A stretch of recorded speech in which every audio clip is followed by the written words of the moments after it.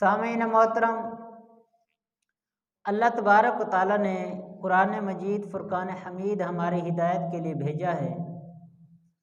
انبیاء کرام علیہ السلام اس دنیا پر آئے، آ کر دین کا پیغام لوگوں تک پہنچایا، تو ہم بھی شریعت کے پابند ہیں، ہم نے شریعت کے اوپر عمل کرنا ہے۔ تو صاف ظاہر ہے جو کام بھی کریں گے ہم شریعت کے مطابق کریں گے۔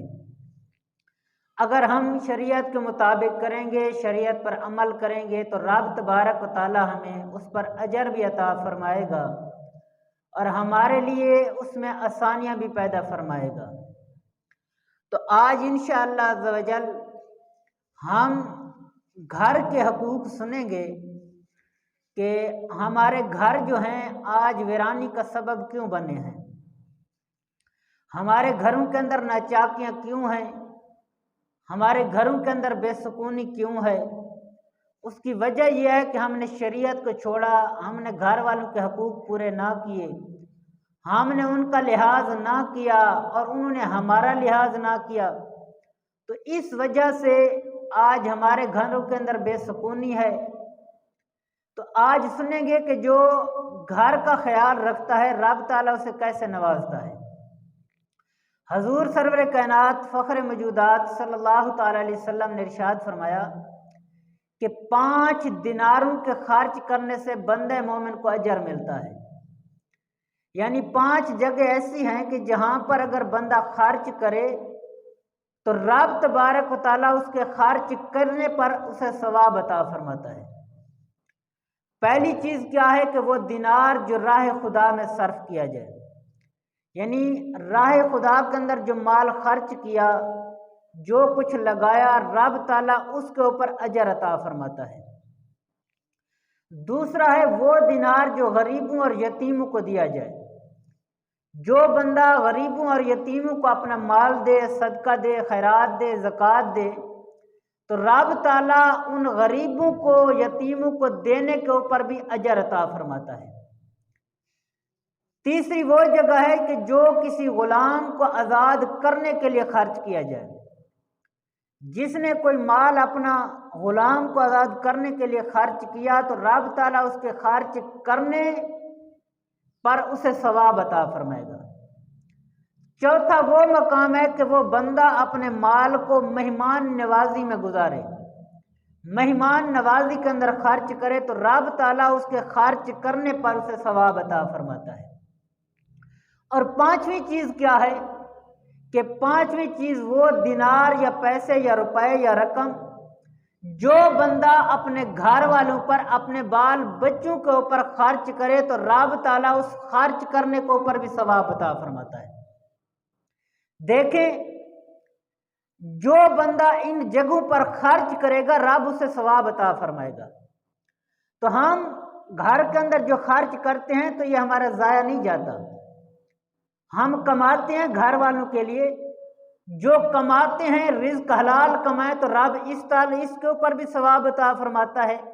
جب ہم جا کر گھر والوں کے اوپر خرچ کرتے ہیں، انہیں کھانا کھلاتے ہیں، ان کی ضروریات کو پورا کرتے ہیں، اپنے بچوں کی دیکھ بھال کے لیے انہیں اپنا خرچ میں لاتے ہیں، یا اپنے گھر والوں کو وہ دیتے ہیں یا خرچ کرتے ہیں تو رب اس کے اوپر بھی ثواب عطا فرماتا ہے۔ اللہ تعالیٰ نے سے روایت ہے کہ اے مسلمانوں، تم میں سے ہر ایک شخص محافظ اور نگہبان ہے، اور جو چیز اس کی نگہبانی میں ہے اس کے متعلق اللہ کے سامنے وہ جواب دہ ہوگا۔ حاکم وقت رعایا کا پاسبان ہے، اس سے رعایا کے متعلق پوچھا جائے گا، اور غلام اپنے آقا کے مال کا محافظ ہے، اگر اس کے اندر کوتاہی کرے گا تو اس سے بھی اس کے بارے میں پوچھا جائے گا، اور ہر شخص اپنے بال بچوں اور گھر والوں کا نگہبان ہے، اس سے اس کے متعلق پوچھا جائے گا۔ یعنی اگر گھر والوں کی کوئی دیکھ بھال نہیں کرتا، ان کے حقوق کو ادا نہیں کرتا تو قیامت کے دن اس بارے میں پوچھا جائے گا۔ حضرت امام حسن رضی اللہ تعالیٰ عنہ سے روایت ہے کہ حضور نبی کریم علیہ السلام نے فرمایا کہ عورتوں کے بارے میں میری وصیت پر عمل کرو، ان کے ساتھ بھلائی کرنا چاہیے، کیونکہ وہ تمہارے قبضے میں قیدی کی مثل ہے، ان کے ساتھ بھلائی کرنا، کیونکہ وہ بھلائی کی چیز ہے، کیونکہ وہ تمہارے قبضے میں ہے۔ وہ اپنی ذات کے لیے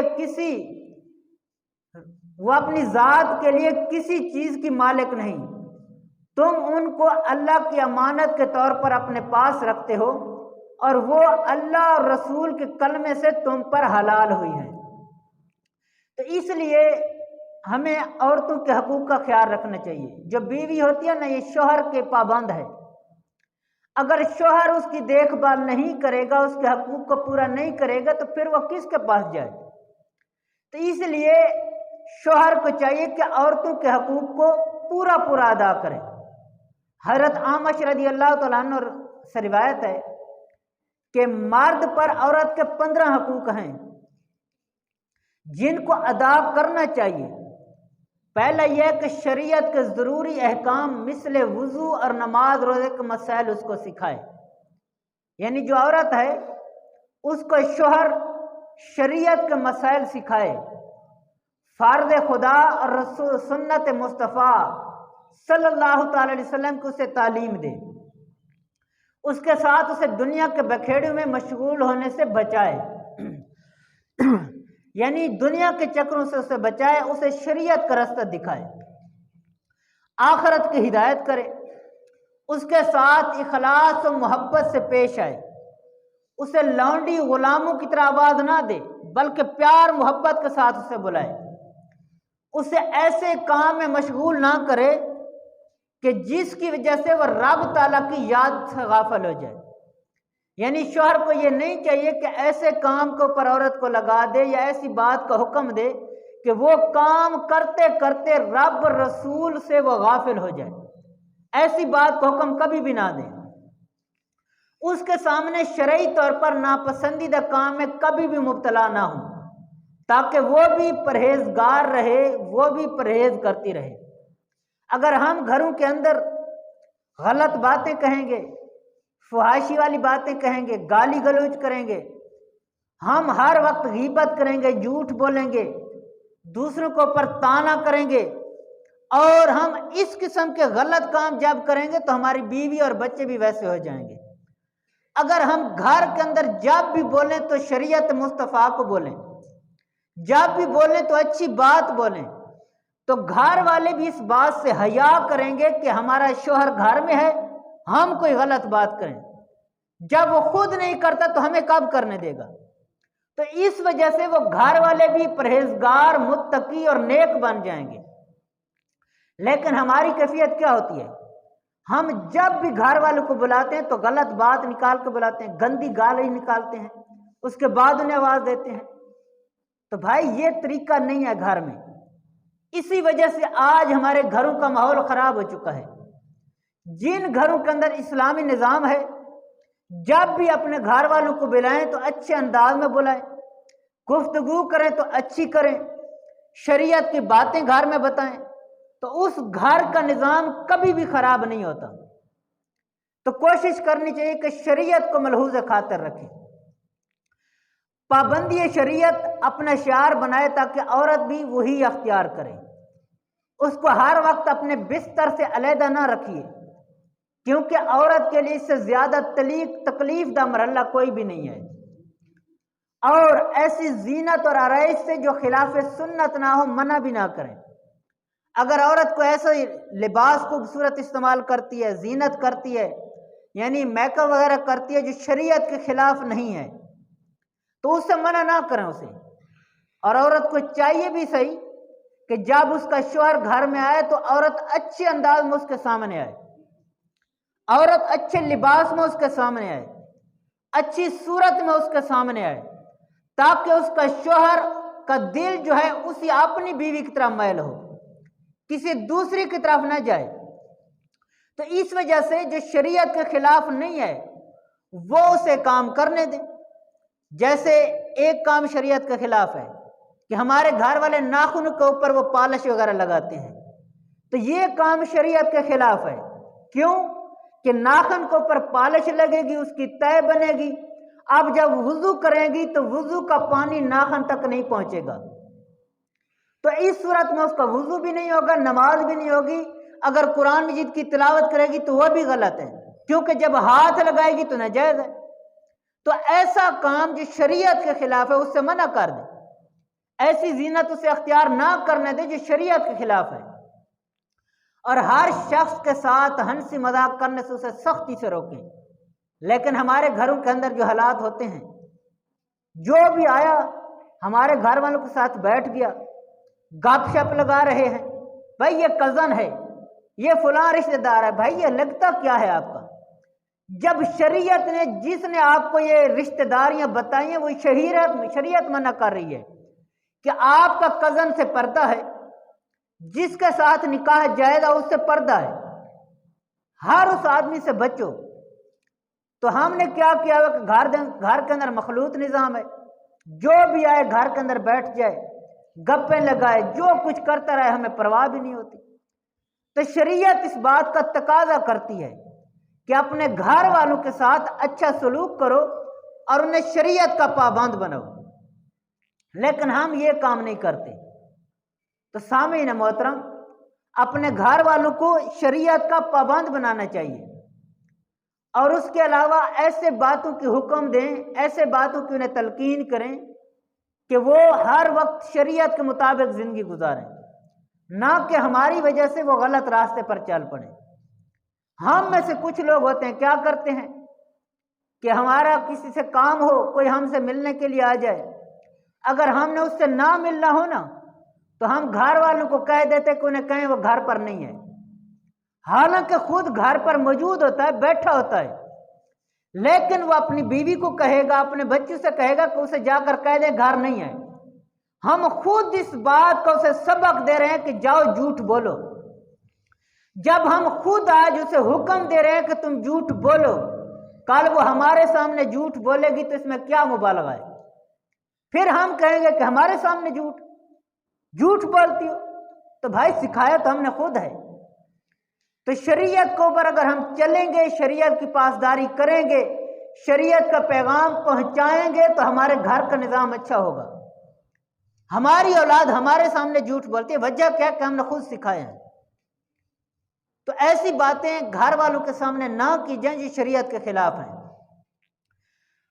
حضرت انس بن مالک رضی اللہ تعالیٰ عنہ سے روایت ہے کہ حضور نبی کریم علیہ السلام نے فرمایا کہ 4 قسم کے خرچ کا حساب کتاب قیامت کے دن نہیں ہوگا، یعنی 4 جگہ ایسی ہیں کہ جہاں پر تم خرچ کرو تو قیامت کے دن رب تعالیٰ اس کا حساب بھی نہیں لے گا، حالانکہ ہر چیز کا حساب ہونا ہے، کمایا کہاں سے ہے، کہاں خرچ کیا ہے، کس انداز میں خرچ کیا ہے، کس انداز میں کمایا ہے، کیا حرام تھا یا حلال تھا، لگایا جہاں ہے وہ کیا حرام تھا یا حلال تھا، یعنی ذرے ذرے کا حساب لیا جائے گا۔ لیکن 4 جگہ ایسے ہیں جہاں پر مال خرچ کرو، جائیدادیں لگاؤ، سب کچھ لگا دو، رب تعالیٰ حساب نہیں لے گا۔ وہ کون سی ہے؟ پہلی جگہ وہ خرچ جو ماں باپ کے کام آئے، یعنی جو والدین کے کام کے لیے، ان کی ضرورت کے لیے تم نے خرچ کیا ہے، رب اس کا حساب بھی نہیں لے گا۔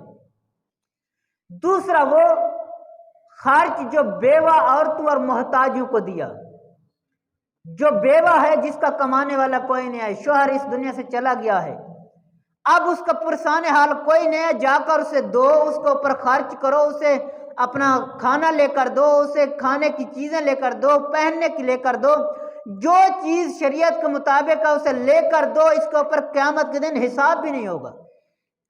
تیسرا وہ خرچ جو اپنے تنگ دست سسرال والوں کو دیا، اگر سسرال والے تنگ دست ہیں، ان کے پاس کچھ نہیں ہے تو انہیں دیں، حق بنتا ہے دینے کا۔ کیوں؟ ان نے ہم پر تھوڑا احسان کیا ہے کہ انہوں نے اپنے دل کا ٹکڑا، اپنے جگر کا ٹکڑا ہمارے سپرد کیا ہے۔ کیا انہوں نے اپنی اتنی قیمتی چیز بیٹی جیسی ہمارے سپرد کر دیا ہے؟ اگر آج ان کے اوپر مشکل وقت آ گیا تو ہم مال دینے سے کیوں ہچکچاہٹ کر رہے ہیں؟ دیں انہیں، ان پر خرچ کریں، اس سے ایک تو تعلق مضبوط ہوگا، جو دوریاں ہیں وہ ختم ہوں گی، جو نفرتیں ہیں وہ مٹ جائیں گی، محبت بھی بڑھے گی، لیکن وہ خرچ کرنے پر قیامت کے دن حساب بھی نہیں ہوگا۔ اور چوتھی جگہ وہ خرچ جو آپ نے گھر والوں پر، بال بچوں پر خرچ کیا، रब ताला क़यामत के दिन इसका हिसाब भी नहीं लेगा। सामीन मोहतरम, याद रखिए कि घरों के अंदर ऊंच नीच आती रहती है, बर्दाश्त का भी कुछ अपने अंदर होना चाहिए, सब्र भी होना चाहिए। लेकिन हम क्या करते हैं कि घर वालों से कुछ बात हो जाए तो हम चार आगे से सुना देते हैं। भाई अगर सब्र करेंगे तो रब ताला मकाम भी अता फरमाएगा। हजरत उमर फारूक आजम रदी अल्लाह ताला अन्हु जो दूसरे खलीफा हैं, इतने शान के मालिक थे, इतने जाहो जलाल वाले थे कि जिस रास्ते से गुजर रहे होते उस रास्ते से अगर शैतान आ रहा होता तो वह भाग जाता। एक दिन एक शख्स हजरत उमर फारूक रजी अल्लाह तआला अन्हु के घर आया, आकर अपनी बीवी की शिकायत लगाने के लिए, जाकर अपनी बीवी की शिकायत लगाऊं कि मेरे साथ अच्छा ताल्लुक नहीं रखती, मेरे साथ उसका रवैया दुरुस्त नहीं है। जब दरवाजे पर पहुंचा तो उसने ऐसी गुफ्तगू सुनी जो उसके साथ घर में बरती थी कि हजरत उमर फारूक के घर में भी यही निज़ाम था। बीवी अपनी जो थी हजरत उमर फारूक की, वह हजरत उमर फारूक से गुफ्तगू ऐसी कर रही थी जो नाजेबा थी, यानी सख्त गुफ्तगू थी। कान लगाकर जब सुना तो वापसी पलट पड़ा कि जिस शिकायत के लिए मैं आया था वही मामला तो पहले इस घर के अंदर है। तो इतनी देर में हजरत उमर फारूक की घर से बाहर आ गए। आए जब तो पूछा किस के लिए आए थे, कौन सा काम था? तो उसने जवाब दिया, मैं तो अपने घर वालों की शिकायत लगाने के लिए आया था कि आप अमीरुल मोमिनीन हैं, मेरे घर वालों को समझाएं। तो हजरत उमर फारूक से अर्ज की कि हुजूर आपके घर में भी यही मामला है। तो हजरत उमर फारूक ने फरमाया कि भाई बात यह है, आप भी कुछ बर्दाश्त किया करो, ये बताओ कि हमारी बीवी का हम पर यह हक है कि वो हमारे कपड़े धोए? हमारे कपड़े धोना भी कोई उस पर लाजिम तो नहीं है, उसके ऊपर यह भी तो लाजिम नहीं है कि हमारे घर के अंदर झाड़ू पोंछा करे, उसके ऊपर यह भी तो लाजिम नहीं है कि मेरे बच्चों के लिए वो खाना पकाए, उसके ऊपर यह भी तो लाजिम नहीं है कि मेरे बच्चों की देखभाल करे। वो सारा कुछ ये कर रही है, तो अगर थोड़ी सी बात उसने कर भी दिया तो मुझे भी तो बर्दाश्त करना चाहिए। अगर हम काफी सारे नौकर रख लें घर के अंदर, खादिम रख लें, तो वो इतना काम नहीं कर सकते जितना एक बीवी घर के अंदर काम करती है। तो इसके लिए हमें भी कुछ करना होगा कि अगर कुछ वो कह देती है कि औरत है, अगर बोल दिया है तो उसे अच्छे अंदाज में समझा दें, सब्र करें। हजरत अबुल हसन खरकानी एक रब ताला के बहुत बड़े बुजुर्ग गुजरे हैं, रब ताला ने ऐसा नवाजा था, ऐसी शान के मालिक थे कि शेर के ऊपर सवारी करते थे, अपना साजो सामान जो था वो भी शेर के ऊपर रखते थे, और अजदहा सांप को बतौर चाबुक यानी लाठी के तौर पर इस्तेमाल करते थे, यानी ये आपकी करामत थी। तो एक शख्स हजरत अबुल हसन खरकानी रहमतुल्लाह अलैह के घर आया, अपनी बीवी बल्कि किसी काम के लिए आया। जब दरवाजे के ऊपर पहुंचा, दस्तक दी तो अंदर से आवाज आई कि कौन? उसने बताया कि हजरत अबुल हसन खरकानी का मैं मुरीद हूं, उससे मोहब्बत करने वाला हूं, किसी काम के लिए उनके पास आया हूं। तो बीवी ने जो थी उसने ऐसी ऐसी बातें सुनाई कि वह हैरान रह गया। कहा जाओ वो जंगलों की तरफ होगा, कहीं फिर रहा होगा, हर वक्त कोई ना कोई किसी मामले पड़ा रहता है, घर का ख्याल नहीं है उसे। यानी ऐसी ऐसी बातें उसने सुनाई कि वो हैरान रह गया कि इतने बड़े बुजुर्ग घर के अंदर ये मामला है। चुप करके वापस चल पड़े। रास्ते में जा रहे हैं, देखते क्या कि हजरत अबुल हसन खरकानी रहमतुल्लाह अलैह शेर के ऊपर बैठे हैं, लकड़ियों का गट्ठा है वो भी शेर के ऊपर है, हाथ में अजदहा है जो लाठी के तौर पर इस्तेमाल कर रहे थे। जब सामने आए तो पूछा किस काम के लिए आए थे? जवाब दिया कि मैं तो किसी काम के लिए आपसे मिलना था, आपके घर गया था। तो आगे से उसने जवाब दिया हजरत अबुल हसन खरकानी ने कि ये बताओ कि फिर आपके साथ मामला क्या हुआ है? कहा हुजूर ये बातें सारी सुनने को मिली हैं, मैं तो हैरान रह गया हूं कि आप रब के इतने नेक बंदे, शेर को पर सवारी करते हैं, अजदहा को सांप के तौर पर इस्तेमाल, अजदहा को लाठी के तौर पर इस्तेमाल करते हैं, और ये सब कुछ इधर देखता हूं तो आंखें फटी की फटी रह जाती हैं, उधर देखता हूं तो हैरान हो जाता हूं, आखिर मामला क्या है? कहा चलो घर चलते हैं। गए वहां घर पर, जब पहुंचे हजरत अबुल हसन खरकान ने कहा कि खाना बनाओ, एक मेहमान आया है। तो उसने फिर सुनाना शुरू कर दी कि फिर लेकर आ जाता है, नहीं पता होता घर में खाना है या नहीं है, अब कौन पकाएगा, बड़ी बातें सुनाई। तो हजरत अबुल हसन खरकानी ने उससे फरमाया कि बात यह है, ये जो सब कुछ देख रहे हो ये सब कुछ मैं बर्दाश्त करता हूं, तो रब ताला ने इसकी जजा ये अता फरमाया कि शेर भी मेरे सुपुर्द कर दिए हैं, कि ये सब्र का सिला है कि जब मैंने ये सब बातें सुनी हैं तो रब ताला ने ये जजा दिया कि अगर मैं शेर को हुक्म दूं तो वह सवारी बन जाता है, अगर अज़दहा को हुक्म दूं तो वह लाठी बन जाता है। ये उस वक्त मकाम मिलता है जब तुम सब कुछ बर्दाश्त कर जाओगे।